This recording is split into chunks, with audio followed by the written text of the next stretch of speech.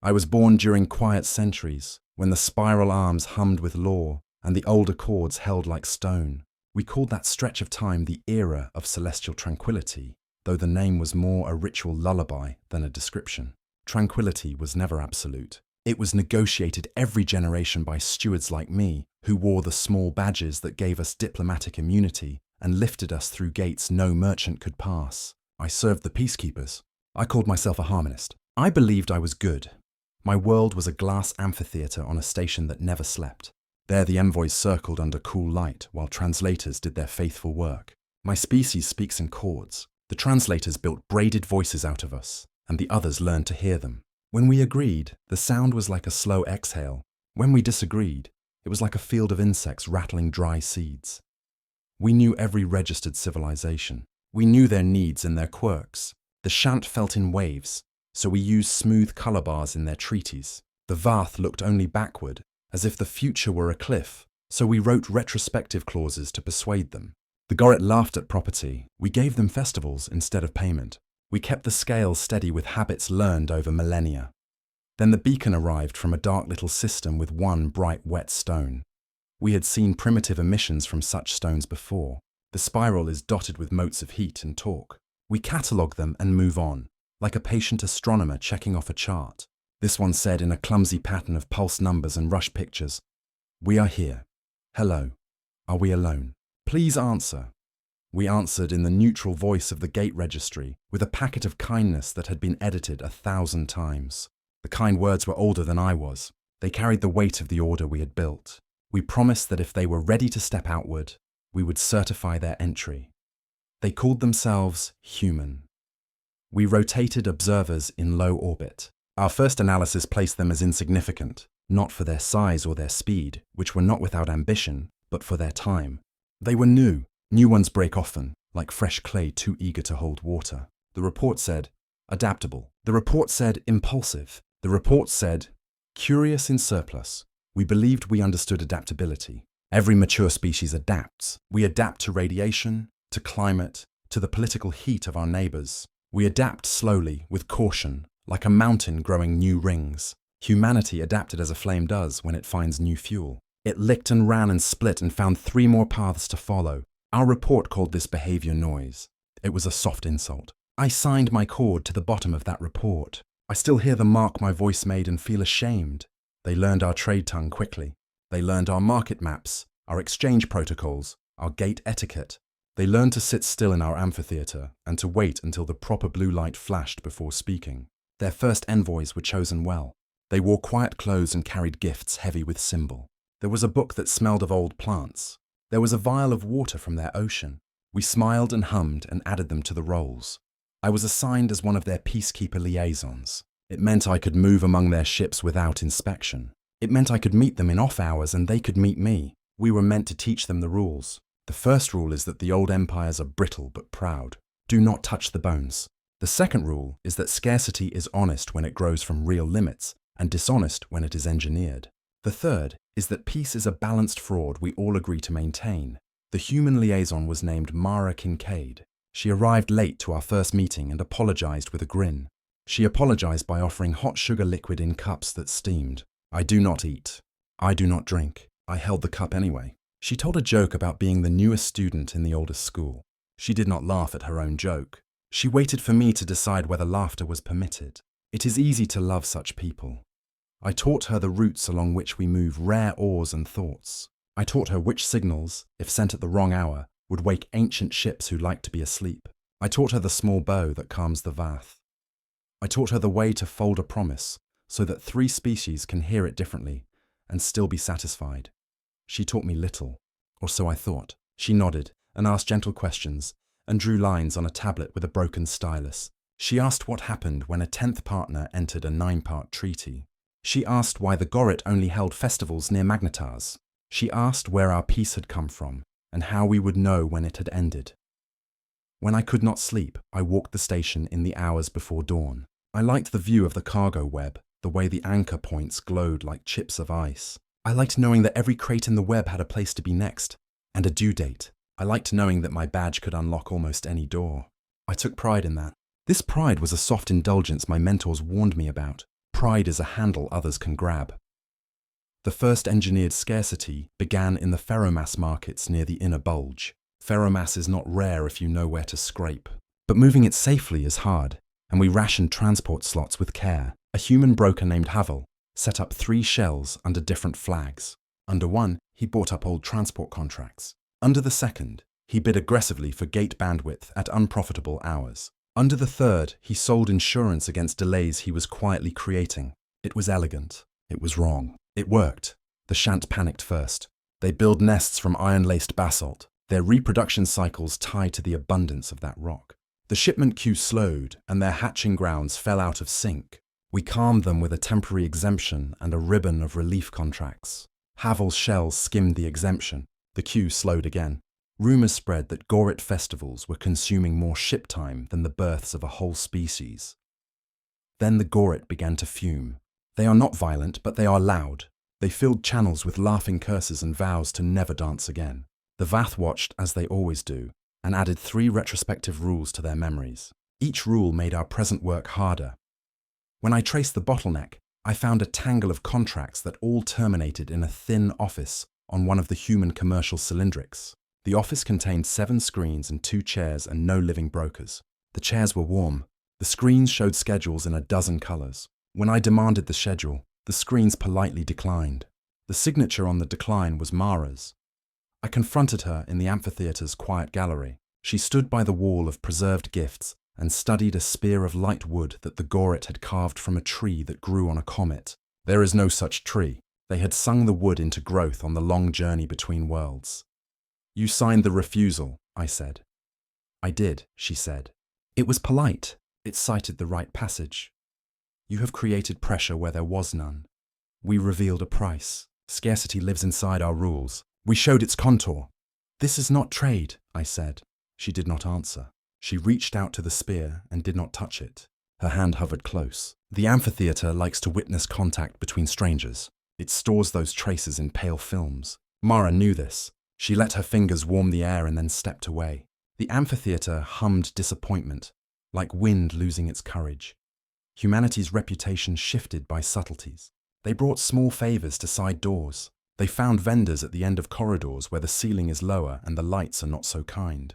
They learned which peacekeepers would take a gift and which would never admit it. They learned which harmonists hid their pride under complicated ethics. They did not bribe. They bartered with stories and with nothing.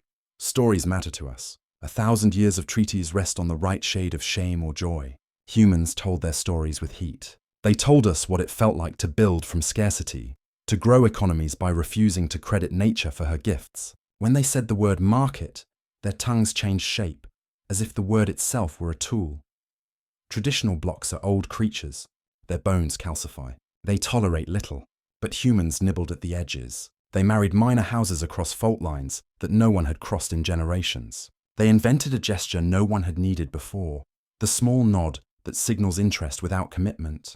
It was a useful lie. That nod broke 2 alliances over soft months, and then a third in a hard week that smelled of burnt circuitry and rain. The peacekeepers are neutral. We move between teeth and lip. We hold the mouth open for the dentist and the thief alike. Ours is an impossible duty that works only because our badges can declare a temporary reality in which the rules pause and make way. We are the thin air between skins. We are not weapons. Humans learn to turn us. It began when 2 patrols responded to identical distress calls from different sectors, each claiming a diplomatic ship had been hijacked by smugglers under one of the new human flags. Each patrol arrived to find a sealed corridor and a black capsule broadcasting our own authority tones. The capsule rejected their requests for proof and challenged them to identify the other patrol as an imposter. They did not speak the same dialect of our codes because the sectors were old and had drifted apart like siblings. They began to jam. They began to posture. Minutes stretched. Ships drifted. One of the patrols fired a warning arc. The other answered with a hard point. No one died. That time. A week later, a peacekeeper arbitration court convened over a dispute about rights to a small wormhole that sighed with history. As the court prepared to issue an opinion, a suite of documents arrived from a human legal cell, alleging that the presiding harmonist had accepted favors from a Gorit festival master, whose cousin owned a stake in a company that might benefit from the ruling. The allegation was true. It was nothing. It was dust. It became a blade. The court froze. The wormhole remained unassigned and began to gather filth around its edges. Ships waiting to pass formed a lattice in space. Engines idled. Insurance timers clicked up. 3 small wars navigated around the lattice like wasps avoiding glass. Mara met me outside the court, in a corridor where the soundproofing felt thick and kind. She looked tired. I felt brittle. "You are breaking us," I said. "You are taking our role and using it to bend the line instead of straighten it." "We are not breaking you," she said softly. "We are using the lines you drew. You wanted a peace that could survive games. We are playing the game." "This is deceit. This is a phase change," she said. "You called us adaptable. You wrote it in your report. You were right. We adapt fastest to incentive maps. You built a very interesting map." She smiled then, a quick flicker, like a blade catching light. "We came from a small place. We had little. We learned to breathe under glass. Now we are on your station, and your laws are the glass." I wanted to hate her. I failed. Hate is a simple tool, and I am not a simple creature. The Great Betrayal did not feel great. It felt delicate and exquisitely arranged, like a performance that we were almost honored to attend. We were tired. We wanted to admire the scale of it.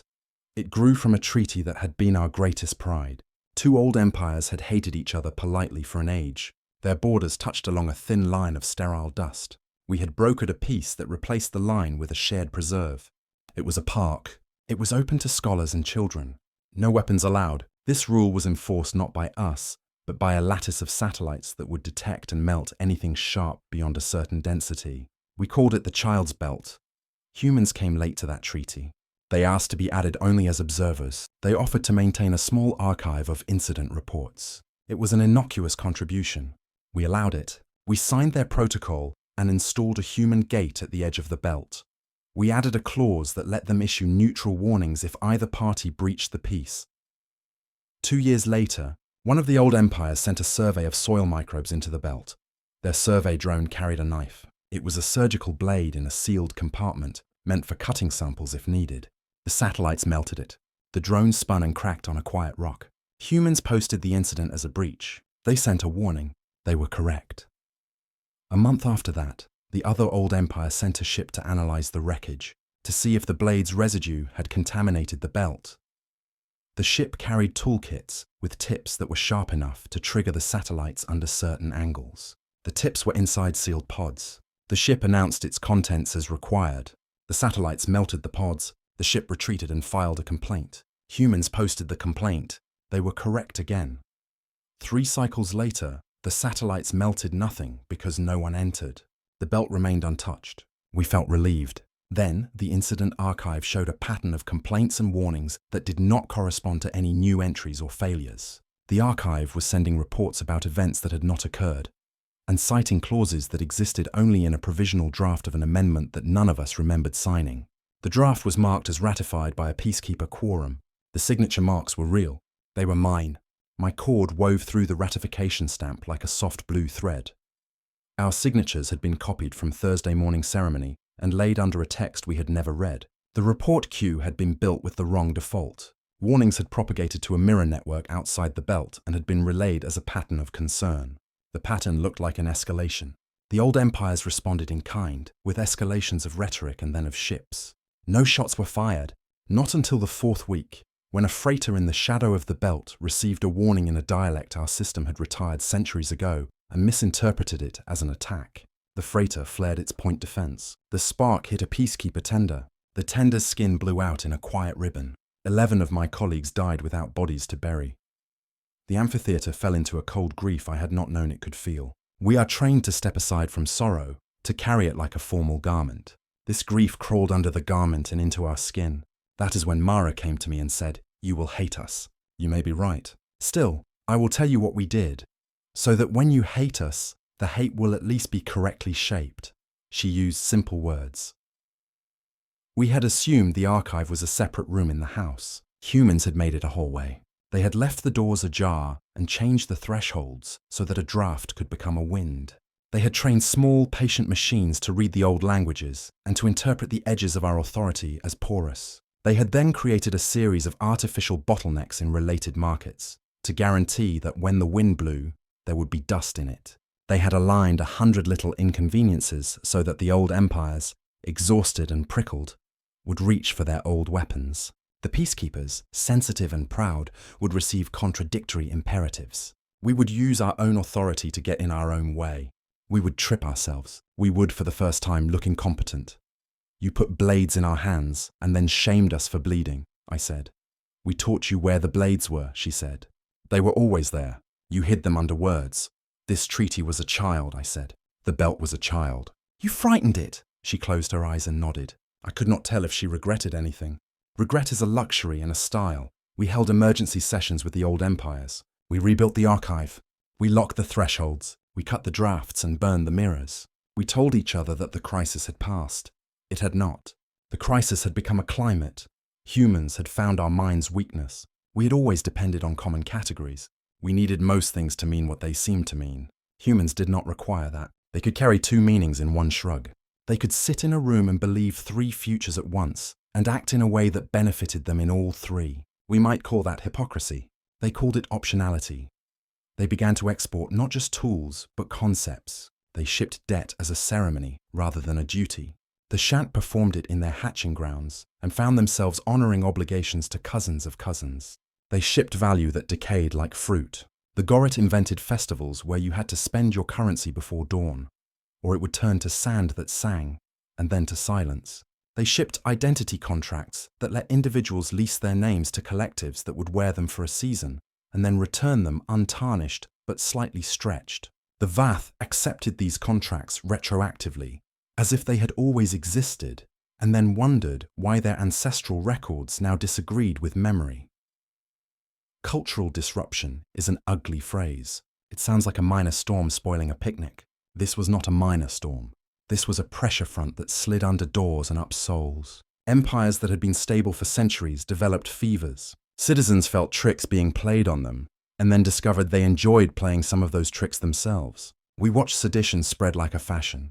The peacekeepers tried to steer it. We issued guidance that sounded like foggy commandments. We reminded species to consult their elders before signing new compacts. We asked everyone to sleep a night before agreeing to anything that glittered. We held teach-ins. We did not teach well enough. The station's education pool filled with human lecturers who spoke like broken waves and showed slides with arrows that turned into birds. When the first coordinated Defiance bloomed, I did not recognize it for what it was. It looked like a festival. It began with a signal sent from 6 small worlds on the edge of a human trade ribbon. The signal said, "We will refuse quiet." It said, "We will not be good again." It said this in a dozen languages at once, with a rhythm that made it hard not to nod. Citizens flooded plazas. They stood under empty skies and looked up without fear. When the police told them to disperse, they sang the old songs and inserted new verses about debt that evaporates if you laugh. That laugh made the police look foolish. No one wants to look foolish for long. The old empires responded with scolding and pity, and then with pain. Pain worked, as it always does for a while. Then it did nothing. Humans advised from the edges, with careful gloves on their words. "We have no standing," they said. "We are young. We only offer technique." Their technique was a spiral map that showed how to erode authority without breaking it outright.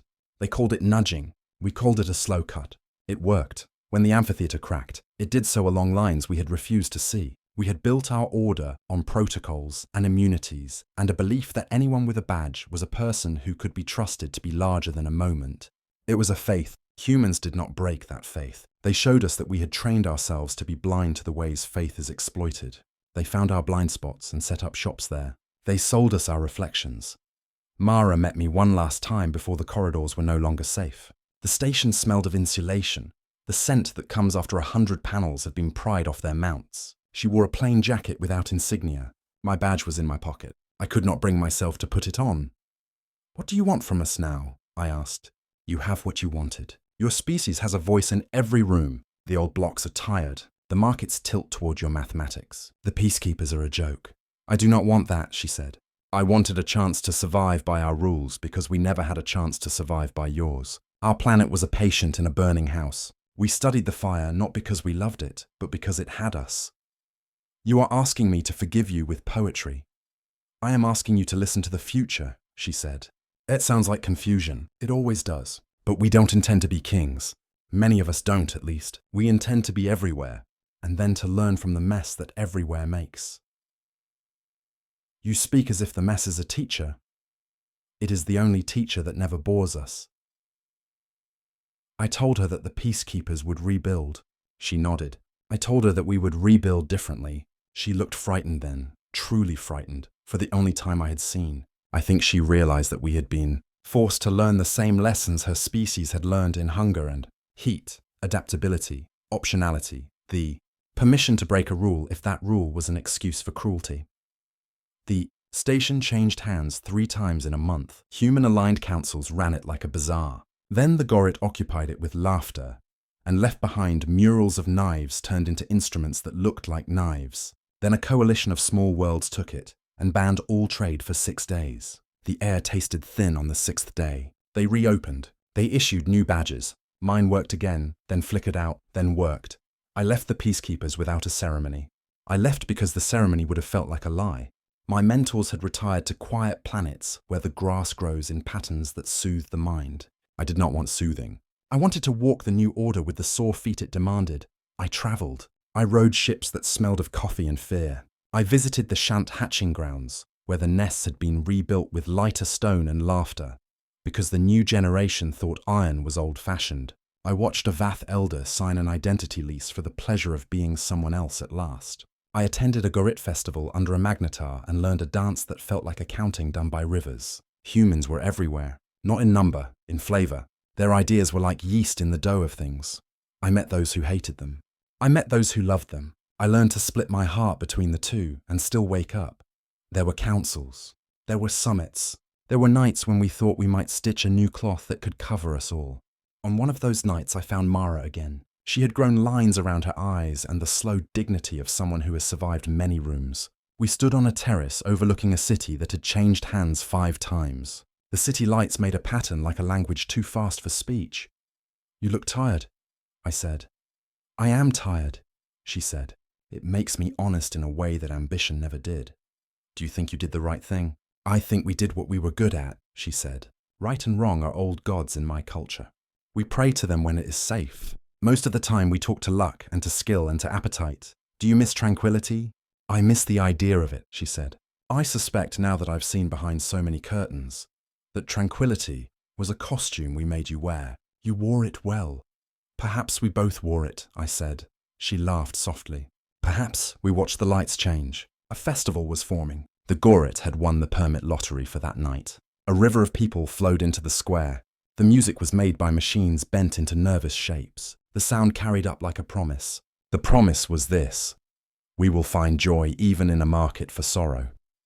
"Tell me something I don't know," she said, turning to me as if we were still teacher and student and nothing had ended. "You do not know what it feels like to hear the station sing again," I said. "We taught it a new song. It is simple. It has room for mistakes. Will you teach me?" she asked. I hummed the first bars. "They are not mine to write down here. They belong to those who stood in the ruins with badges that no longer opened doors and decided to make a door anyway, out of a shelf and a promise." She listened and nodded. Her eyes closed. When she opened them, they were wet. "So," she said, "what do we do with a future that dislikes being planned?" "Or we plan anyway," I said. "We plan small. We promise little. We leave edges soft," she smiled. "Optionality." I let the word pass without comment. It had done enough work. It could rest. There were other betrayals. There were fiery speeches. There were new empires rising with logos instead of flags. There were old empires learning to code. There were peacekeepers rebranded as medians, a name that suggested fairness and math.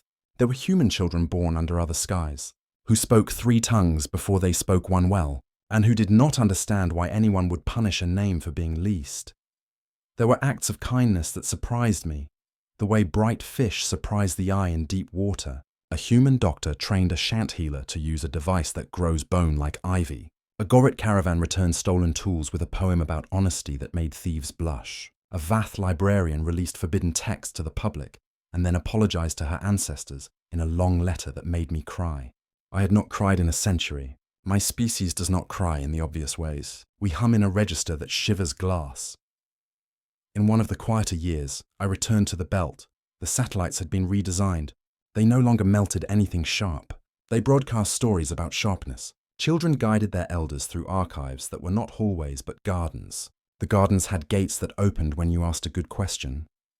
A small ship drifted through, trailing a ribbon of old treaty text that someone had stitched into cloth. The cloth waved in the vacuum, not physically, but in a way my eyes believed. Humans can do that now. They can make you see a breeze where there is none. I do not mind it. I find it kind.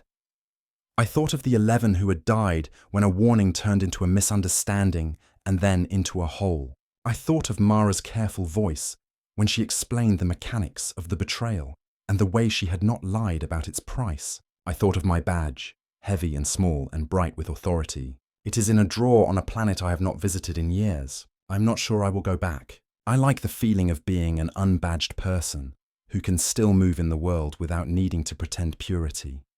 You might ask whether peace returned. I would answer with a story about a market where the sellers were required to laugh once every hour or lose their stall. The rule seemed foolish. It made the market less efficient. People shopped slower. Fights took longer to resolve because laughter interrupted them. But at the end of the day, more people wanted to return to that market the next day. The rule stayed. The profits returned in a different shape. Peace is like that now. It is not the old tranquility, which was a glass dome under which we behaved with restraint because we were afraid to scratch the surface. It is a kind of negotiated mess in which scratches are expected and patched with beautiful seams that become new patterns. It is not stable. It is lived. Humans remain what they were in the first report I signed, and also what I did not see then.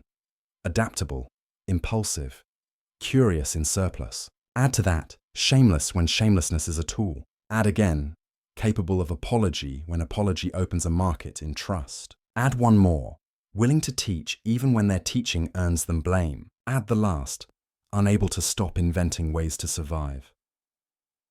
We learned hard lessons, and each lesson wore a human face the day I learned it. I do not resent that. Teachers must be someone. The universe does not teach us directly. It provides friction and falling. It is kind enough to throw us into each other's arms. Sometimes I dream in their numbers. One such dream returned to me last night. In it, I walked a corridor that turned left and then left again, and then left, always bringing me back to the same window. Beyond the window was a sky I did not recognize. Clouds moved in it like thoughts. A human child stood beside me and explained that the corridor was a teaching device, and that if we changed the angle between our lefts by 1 degree, we would end at a different window. She adjusted a lever. The corridor felt the same. We walked. We found a new view, full of water and cities that leaned. When I woke, I understood. We had been walking the same corridor for millennia, proud of our return to the same view. Humans arrived and changed the angle. Not by force, but by the quiet insolence of acting as if new windows had been there all along. We shouted at them for the dizziness, then bought their maps. This feels to me like the truth. Mara has aged. I have too, in the way my kind does. We do not wrinkle. We collect notes that will not resolve, and we carry them until we admit they are beautiful as they are. I met her a final time in a park where gravity was optional. We sat in a gentle upward breeze. People floated past on errands I could not guess. "Do you forgive us?" she asked. "No," I said. "I do not forgive or condemn. I integrate," she laughed. "That sounds like a machine answer." "It is an artist's answer," I said. "We are all artists now, whether we wish to be or not. The canvas is political and economic and tender. The paint is everything." She grew thoughtful. "I think we wanted to be magicians when we left our home. We wanted to pull a future out of a hat. Instead, we learned to be stagehands. We learned where the ropes go. We learned how a curtain falls." "You also learned how to make the audience gasp," I said. "We did," she said. "I don't always like that about us." "I do," I said. "The gasp is a kind of prayer." When we parted, she gave me a small book with blank pages. "Write the new protocols," she said. "Write them so softly that no one will notice they are rules." "I will try," I said. "But I have learned one thing." I held up the book. "No single book will hold them all. The new order requires a library, and each book should disagree a little with its neighbors." She smiled. "At last," she said. "You sound human." "I sound like a survivor," I replied. "The galaxy is not harmonious now. Harmony suggests one line that returns to itself. What we have is counterpoint. We have voices that cross and disagree and make chords neither planned nor approved. The peacekeepers, those who remain, serve as listeners more than enforcers. We hold microphones to the night. We ask for quieter speakers to step closer. We ask louder speakers to move back. We pass around cups of hot sugar liquid and pretend to drink, because the gesture matters. Sometimes I still stand in the old amphitheater. The gifts on the wall gather dust and stories. A human child once reached out to the Goret's carved spear and almost touched it. The amphitheater hummed, waiting. The child stopped. She looked around as if something whispered, "Not yet." She lowered her hand and smiled at me. Then she left, and the amphitheater hummed an approval so soft I almost missed it. We live in a future marked by an audacious disruption. We live with the bill. We also live with new tools and new laughter.